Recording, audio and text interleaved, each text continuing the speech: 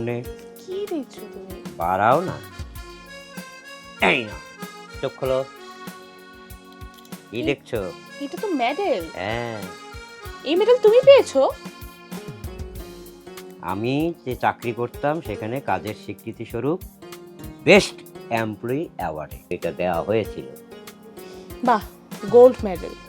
তার মানে দাদু তখন তো তোমার অনেক নাম ছিল। হ্যাঁ, তা কম বেশি ছিল, সবাই প্রশংসা করতো। তা সে তো শোনালো দিনের কথা, এখন তো না। আচ্ছা দাদু, আমি এটা একটু পড়ে দেখি।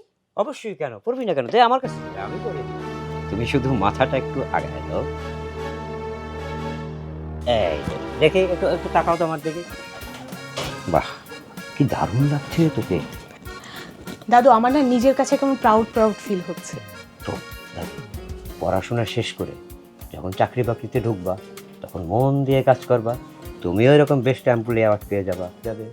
হুম, আমাকে তো পেতেই হবে, কারণ আমি তোমার মতো হব না। ঠিক আছে দাদু,